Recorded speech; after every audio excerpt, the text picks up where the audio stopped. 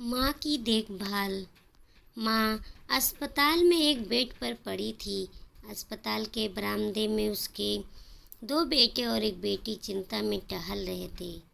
भाई बहन को अपनी माँ के लिए सेहत की चिंता तो थी, लेकिन उससे भी ज़्यादा चिंता इस बात की थी कि अब माँ को अपने साथ कौन रखेगा। जब तक माँ स्वस्थ थी, वह इन तीनों से अलग अपने पुराने घर में रहती थी। लेकिन अब ऐसा करना खतरे से खाली नहीं होता, और ऐसा करने से समाज में तीनों बेटे बेटियों का नाम भी खराब होता।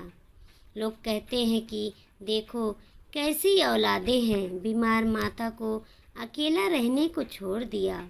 1 घंटे से बिना कोई बातचीत किए वह तीनों अपने अपने विचारों में खोए हुए थे।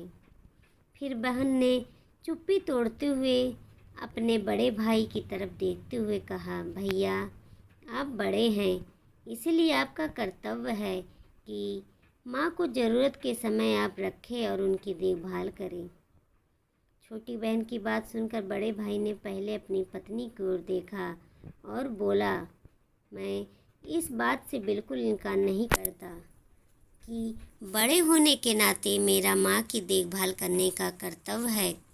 लेकिन तुम तो जानती ही हो कि मैं और तुम्हारी भाभी दोनों ही जॉब करते हैं। ऐसी हालत में माँ के साथ किसी न किसी को हर वक्त उनकी देखभाल करने के लिए उनके साथ रहना पड़ेगा, जो हमारे लिए बहुत मुश्किल हो जाएगा। बहन, तुम तो पूरा दिन घर ही रहती हो, तुम माँ को अपने साथ क्यों नहीं रखती? पैसों की चिंता मत करना, जो भी खर्चा आएगा मैं दे दूँगा। सुशील भैया, आप तो जानते ही हैं कि मैं माँ से कितना प्यार करती हूँ, लेकिन आप यह भी जानते हैं कि मेरे ससुराल वाले कैसे हैं। मैं यह बिल्कुल बर्दाश्त नहीं कर पाऊँगी कि कोई मेरी माँ को और मेरे भाइयों को भला बुरा कहे। इसीलिए अच्छा यही होगा कि माँ को अनिल भाई के यहाँ रखा जाए। बड़े भाई सुशील ने भी छोटे भाई अनिल के यहाँ माँ को रखने के लिए सहमति जताई। आप यह कैसी बातें कर रहे हो? क्या आपने नहीं देखा है कि माँ कभी भी मेरे घर 2 दिन से ज़्यादा रही ही नहीं है। उसका मेरे यहाँ मन लगता ही नहीं है, फिर कैसे वह इतने दिन मेरे घर रह पाएगी? छोटे भाई ने अपनी असहमति जताते हुए कहा। इससे पहले कि इस चर्चा का कोई नतीजा निकल पाता, एक नर्स वहां दौड़ते हुए आई और कहने लगी, क्या आप ही वार्ड नंबर 4 में भर्ती मरीज के रिश्तेदार हैं? आपको डॉक्टर साहब अंदर बुला रहे हैं। सभी घबरा गए और दौड़ते हुए डॉक्टर के पास पहुँचे। डॉक्टर ने उनसे हाथ जोड़ते हुए कहा, आई एम सॉरी, मैं आपकी माताजी को नहीं बचा पाया।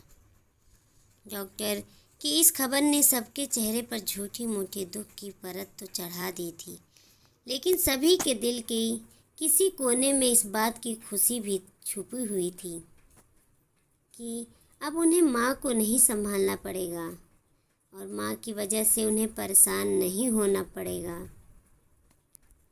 दोस्तों, छोटी सी यह इमोशनल कहानी ही समाज का सत्य है। यहाँ लोग ऊपर से जो दिखाते हैं वह अंदर से नहीं होते। जो माँ बाप अपने 4-4 बच्चों को बिना किसी शिकायत के बड़ी आसानी से संभाल पाते हैं, आगे चलकर ज़रूरत पड़ने पर यही 4 बच्चे मिलकर भी उन्हें नहीं संभाल पाते या नहीं संभालना चाहते। बच्चों को यह बात नहीं भूलनी चाहिए, जैसा वह बोएंगे वैसा ही तो काटेंगे। अगर आज वह अपने माँ बाप के साथ बुरा बर्ताव करते हैं तो उन्हें यह याद रखना चाहिए कि उनके बच्चे भी बड़े होंगे और वह भी बूढ़े होंगे। जो उन्होंने अपने माँ बाप के साथ किया है, उनके बच्चे भी उनके साथ वही करेंगे। दोस्तों, अपने दिल से छल कपट निकाल दीजिए और सच्चे मन से अपने माता पिता की अपने बुजुर्गों की सेवा कीजिए। वीडियो अच्छी लगी हो तो लाइक करें, चैनल पर नए हैं तो सब्सक्राइब करें। देखते रहिए सुषमा मोटिवेशनल स्टोरी 2.0। धन्यवाद।